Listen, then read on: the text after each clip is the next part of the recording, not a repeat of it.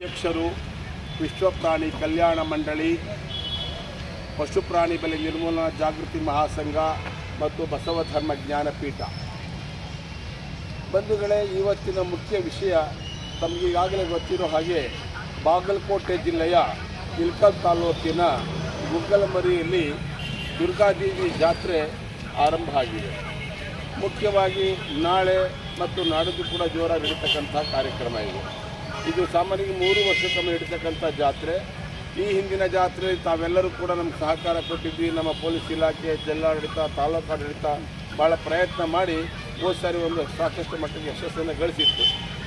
ಈ ಸಾರಿ ಕೂಡ ವಿಶ್ವ ಪ್ರಾಣಿ ಕಲ್ಯಾಣ ಮಂಡಳಿ ರಾಜ್ಯ ಹೈಕೋರ್ಟ್ನ ಮೊರೆ ಹೊಕ್ಕಾಗ ರಾಜ್ಯ ಹೈಕೋರ್ಟು ಕರ್ನಾಟಕ ಸರ್ಕಾರಕ್ಕೆ ಒಂದು ಆದೇಶವನ್ನು ಕೊಟ್ಟು, ಆ ಆದೇಶದ ಪ್ರಕಾರ ರಾಜ್ಯದ ಎಲ್ಲ ಜಿಲ್ಲೆಗಳ ಜಿಲ್ಲಾಧಿಕಾರಿಗಳು ಮತ್ತು ಜಿಲ್ಲಾ ಪೊಲೀಸ್ ವರಿಷ್ಠಾಧಿಕಾರಿಗಳ ನೇತೃತ್ವದಲ್ಲಿ ಆಯಾ ಜಿಲ್ಲೆಗಳಲ್ಲಿ ಎಲ್ಲೆಲ್ಲಿ ಪ್ರಾಣಿ ಬಲಿಯಾಗ್ತದೆ ಆ ಪ್ರಾಣಿ ಬಲಿಯನ್ನು ತಡೀತಕ್ಕಂತಹ ವ್ಯವಸ್ಥಿತವಾದ ಪರಿಣಾಮಕಾರಿಯಾದ ಕ್ರಮಗಳನ್ನು ಕೈಗೊಳ್ಳಬೇಕು.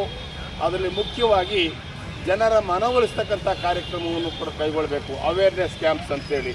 ಯಾಕೆಂದರೆ ಇದು ಶತಶತಮಾನಗಳಿಂದ ಅವ್ರಿಗೆ ಒಂದು ರೀತಿಯಲ್ಲಿ ಮೌಢ್ಯದ ಬಲೆಗೆ ಸಿಕ್ಕಾಕೊಂಡ್ಬಿಟ್ಟಿದ್ದಾರೆ.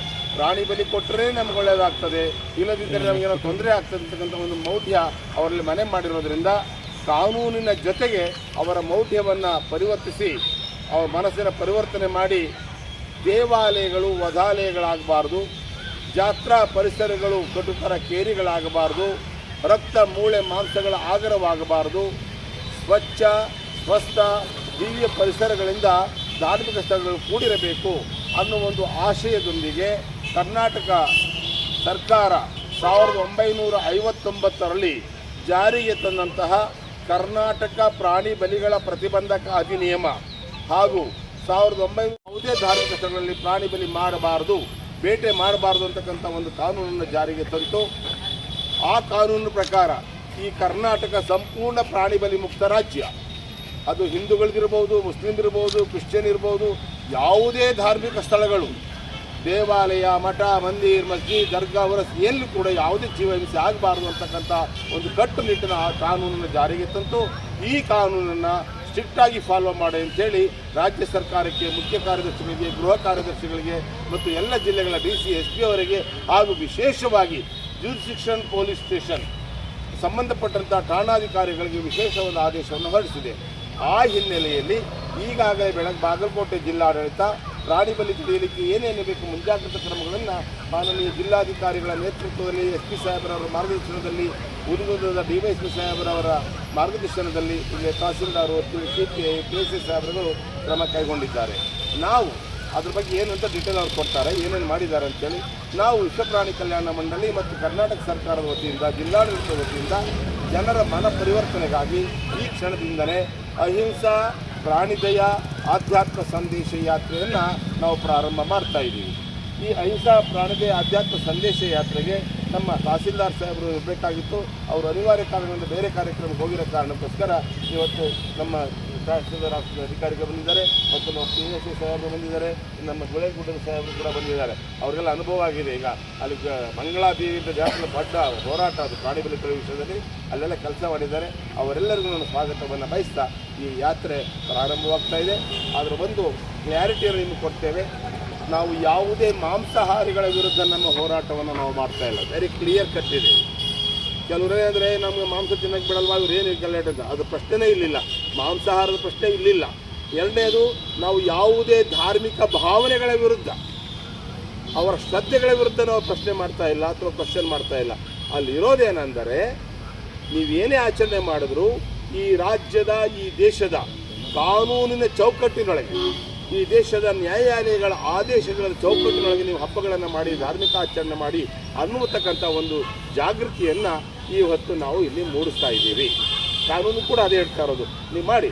ಆದರೆ ದೇವಾಲಯಗಳು, ಧಾರ್ಮಿಕ ಸ್ಥಳಗಳು, ಸಾಮುದಾಯಿಕ ಸ್ಥಳಗಳು, ಅಲ್ಲಿ ಎಲ್ಲ ಹೋಗಿ ಸಾವಿರಾರು ಪ್ರಾಣಿ ಕೊಲ್ಲೋದ್ರಿಂದ, ಬಲಿ ಕೊಡೋದ್ರಿಂದ ಒಂದು ರೀತಿಯಲ್ಲಿ ದೇವಾಲಯದ ಪಾವಿತ್ರತೆ ನಾಶ ಆಗ್ತದೆ, ಧರ್ಮಕ್ಕೆ ಕಳಂಕ ಬರ್ತದೆ, ದೈವತ್ವಕ್ಕೆ ಅಪಚಾರ ಆಗುತ್ತೆ. ಯಾಕಂದರೆ ಯಾವ ದೇವರು ಪ್ರಾಣಿಗಳನ್ನು ಕೊಡಿ, ರಕ್ತ ಕೊಡಿ ಅಂತ ಹೇಳೋದಿಲ್ಲ.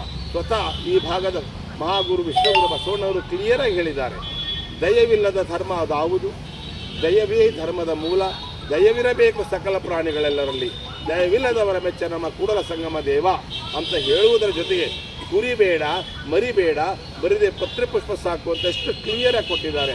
ಹಾಗಾಗಿ ದೇವರು ಮತ್ತು ಧರ್ಮದ ಹೆಸರಲ್ಲಿ ಭಕ್ತಾದಿಗಳು ಯಾವುದೇ ಪ್ರಾಣಿಗಳನ್ನ ಬಲಿ ಕೊಡಬಾರ್ದು, ಜೀವಹಿಂಸೆ ಮಾಡಬಾರ್ದು ಅನ್ನೋ ಒಂದು ಅಹಿಂಸಾ ಸಂದೇಶವನ್ನು ಇವತ್ತು ನಾವು ತೆಗೆದುಕೊಂಡು ಗುಗ್ಗಲ್ ಮರಿಗೆ ಹೋಗ್ತಾ ಇದ್ದೀವಿ. ಈಗ ಅಲ್ಲೆಲ್ಲ ಪ್ರಚಾರ ಮಾಡಿ ಇಡೀ ರಾತ್ರಿಯೆಲ್ಲ ನಾವು ಅಲ್ಲೇ ಕಾರ್ಯಕ್ರಮ ರೂಪಿಸಿ ಜನರ ಪರಿವರ್ತನೆ ಮಾಡುವಂಥದ್ದು. ಹಾಗೆ ನಾಳೆವರೆಗೂ ಇದು ಕಂಟಿನ್ಯೂ ಆಗ್ತದೆ. ಇವತ್ತು ನಮ್ಗೆ ಹೇಳೋಕ್ಕೆ ಇಷ್ಟಪಡ್ತೀನಿ ಅಂದರೆ ಕೇವಲ ಇದೊಂದೇ ಅಲ್ಲ. ಈಗ ತಾನೇ ನಾನು ಕೊಪ್ಪಳ ಜಿಲ್ಲೆ ಮುಗಿಸ್ಕೊಂಡು ಬಂದೆ, ಅಲ್ಲಿ ಹುಲ್ಗಿ ಜಾತ್ರೆ, ಹುಲ್ಗೆಮ್ಮ ಜಾತ್ರೆ, ಅಲ್ಲಿ ಕೂಡ ಅವೇರ್ನೆಸ್ ಶುರುವಾಗಿದೆ. ಸ್ವತಃ DC ಅವರ ಎಸ್ಪರ್ ನೇತೃತ್ವದಲ್ಲಿ ಒಂದು ಸಮಿತಿ ರಚನೆಯಾಗಿದೆ, ಎಕ್ಸಿಕ್ಯೂಟಿವ್ ಬಾಡಿ. ಅವೆಲ್ಲ ಪ್ರಾಣಿಗಳ ಬಲಿ ತಡೆಯಕ್ಕೆಲ್ಲ ವ್ಯವಸ್ಥೆ ಆಗಿದೆ. ಈಗ ಗದಗ ಜಿಲ್ಲೆಗೆ ನೀವು ಗೊತ್ತಿರ್ಬೋದು, ಜಣ್ಣಿನ ಮಾರಮ್ಮ ಅಂತ ಅಲ್ಲಿ ದೊಡ್ಡ ಜಾತ್ರೆ. ಸ್ವತಃ ಈಗ SP ನ್ಯಾಮಗೌಡ ಸರ್ ಬಂದ ಮಾತಾಡಿದ್ರು, ಸ್ವಾಮೀಜಿ ವಿಶೇಷವಾಗಿ ಎಕ್ಸ್ಟ್ರಾ ಪೊಲೀಸ್ ಫೋರ್ಸ್ ಕಳಿಸಿದ್ದೀನಿ, ನಾವು ಪ್ರಯತ್ನ ಮಾಡ್ತೀವಿ ಅಂತ ಕೂಡ ಭರವಸೆ ಕೊಟ್ಟಿದ್ದಾರೆ. ಹಾಗಾಗಿ ನಮ್ಮ ಬಾಗಲಕೋಟೆ ಜಿಲ್ಲೆ ಅಂತೂ DCSP ಅವರು ಸ್ಪಷ್ಟವಾಗಿ ಹೇಳಿದ್ದಾರೆ, ಖಂಡಿತ ಯಶಸ್ಸು ಮಾಡೋಣ ಅಂತ ಆ ದಿಶೆಯಲ್ಲಿ. ಸುಮಾರು 4 ಕೋಟಿಗೂ ಹೆಚ್ಚು ಪ್ರಾಣಿಗಳ ಬಲಿಯನ್ನು ಇವತ್ತು ಕರ್ನಾಟಕ ಸರ್ಕಾರ, ಪೊಲೀಸ್ ಇಲಾಖೆ ತಡೆ ಹಿಡಿದಿದೆ ಅಂತ ಹೇಳಲಿಕ್ಕೆ ಹೆಮ್ಮೆ ಆಗ್ತದೆ. ಇದು ಇಡೀ ರಾಷ್ಟ್ರದಲ್ಲೇ ಕರ್ನಾಟಕದ ಅಗ್ರಸ್ಥಾನದಲ್ಲಿದೆ ಪ್ರಾಣಿ ಬಲಿ ತಡೆಯುವಲ್ಲಿ. ಹೌದು, ಕೆಲವು ಕಡೆ ಬಹಳ ಇದೆ. ಇವತ್ತು ಲಕ್ಷಗಟ್ಟಲೆ ಪ್ರಾಣಿಗಳ ಬಲಿ ಆಗುವಂಥದ್ದು ಇದೆ. ಅದೆಷ್ಟೋ ಕಂಟ್ರೋಲ್ ಆಗ್ತಾ ಬಂದಿದೆ, ಅದು ಇನ್ನೂ ಪೂರ್ಣ ಆಗಿಲ್ಲ. ಯಾಕಂದರೆ ಸರ್ಕಾರದ ಅಧೀನದಲ್ಲಿ ಸುಮಾರು 36,000 ದೇವಾಲಯಗಳಿದೆ, ಎಂಡೋಮೆಂಟ್ ಮಂದಿರ, ಧಾರ್ಮಿಕ ದತ್ತಿ ಇಲಾಖೆ ವ್ಯಾಪ್ತಿಯಲ್ಲಿ. ಇನ್ನು ಖಾಸಗಿಯಾಗಿ 2 ಲಕ್ಷಕ್ಕೂ ಹೆಚ್ಚು ದೇವಾಲಯಗಳೆಲ್ಲ ಇದ್ದಾವೆ.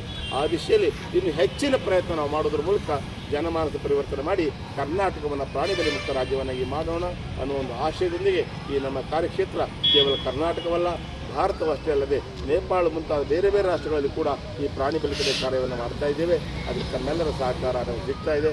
ಮತ್ತೊಮ್ಮೆ ಮಾಧ್ಯಮ ವೃತ್ತ ಬಂಧುಗಳಿಗೆ ನಾನು ವಿನಂತಿ ಸಲ್ಲಿಸ್ತಾ, ನಿಮ್ಮ ಸಹಕಾರ ಬೇಕು. ಜನಗಳಿಗೆ ಇಷ್ಟೇ ಕೇಳೋದು, ಇದರ ಪ್ರತಿಷ್ಠೆ ಇಶ್ವನ್ನಾಗಿ ಮಾಡ್ಕೋಬೇಡಿ. ನಾವು ಮಾಡ್ತೀವಿ, ಬಲಿ ಕೊಟ್ಟೆ ಮಾಡಬೇಡಿ. ಕಳೆದ ಹಿಂದಿನ ಜಾತ್ರೆಯಲ್ಲಿ ಅವರು ಸ್ವತಃ ಕೋಣವನ್ನು ನಮಗೆ ಹಸ್ತಾಂತರ ಮಾಡಿದ್ರು. ತಹಸೀಲ್ದಾರು, ನಾನು, PSA ಪೊಲೀಸರು ಎಲ್ಲ ಇದ್ವಿ. ಅಲ್ಲಿ ಸಿರಿಂಜಿ ತೆಗೆದು ಬ್ಲಡ್ಡನ್ನು ಅರ್ಪಣೆ ಮಾಡಿ ಆ ಕೋಣವನ್ನು ವಾಪಸ್ ಮಾಡಿದ್ರು. ಈ ಸಾರಿ ಕೂಡ ಅವರು ಯಾವುದೇ ಪ್ರಾಣಿ ಬಲಿಯನ್ನು ಮಾಡಿದೇ ಅದೇ ರೀತಿ ಸರ್ಕಾರಕ್ಕೆ ಹಸ್ತಾಂತರ ಮಾಡಬೇಕು ಕೋಣವನ್ನು, ಮತ್ತು ಯಾವ ಪ್ರಾಣಿ ಬಲಿಯನ್ನು ಕೊಡಬಾರದು ಅಂತೇಳಿ ಮತ್ತೊಮ್ಮೆ ತಮ್ಮಲ್ಲಿ ವಿನಂತಿ ಮಾಡಿಕೊಳ್ತಾ ನಮ್ಮ ಎಲ್ಲ ಜಿಲ್ಲಾಡಳಿತ ಅಧಿಕಾರಿ ವೃಂದಕ್ಕೆ ಹೃತ್ಪೂರ್ವಕ ಧನ್ಯವಾದಗಳು.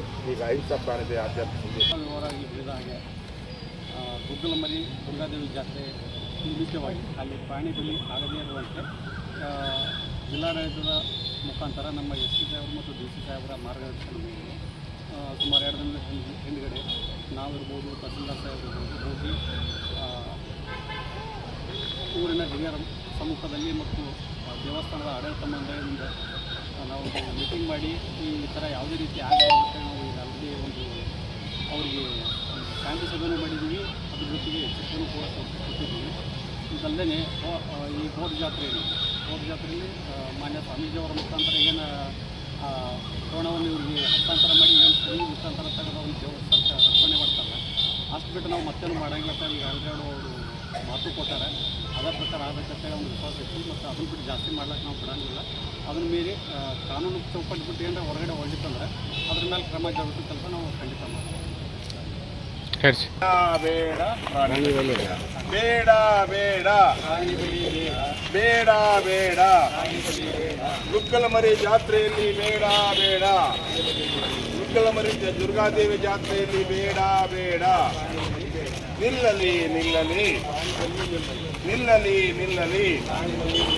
ದಯವೇ ಧರ್ಮದ ಮೂಲ, ದಯವೇ ದಯವೇ ದಯವಿರಬೇಕು ಸಕಲ ಪ್ರಾಣಿಗಳಲ್ಲಿ, ದಯವಿರಬೇಕು.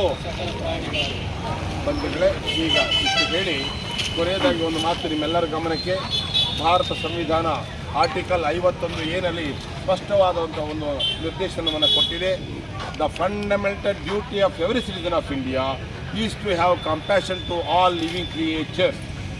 ಅಂಬೇಡ್ಕರ್ ಅವರ ನೇತೃತ್ವದ ನಮ್ಮ ಭಾರತ ಸಂವಿಧಾನ ವೆರಿ ಕ್ಲಿಯರಾಗಿ ಹೇಳಿದೆ. ಆರ್ಟಿಕಲ್ 51ರ ಪರಿಚ್ಛೇದ ಏನಲ್ಲಿ ಭಾರತದ ಪ್ರತಿಯೊಬ್ಬ ನಾಗರಿಕನ ಮೂಲಭೂತ ಕರ್ತವ್ಯ ಎಲ್ಲ ಪ್ರಾಣಿಗಳ ಬಗ್ಗೆ, ಜೀವರಾಶಿಗಳ ಬಗ್ಗೆ ಅನುಕಂಪ ಹೊಂದಿರಬೇಕು ಅಂತ. ಆ ಹಿನ್ನೆಲೆಯಲ್ಲಿ ನಾವುಗಳೆಲ್ಲರೂ ಸೇರಿ ಆ ಮೂಕ ಮುಗ್ಧ ಪ್ರಾಣಿಗಳಿಗೆ ಒಂದು ಧ್ವನಿಯಾಗೋಣ. We must voice for the voiceless. ಈ ಶಬ್ದವನ್ನು ನಾನು ಗಮನಕ್ಕೆ ತರುತ್ತಾ ಇದ್ದೀನಿ. We must voice for the voiceless.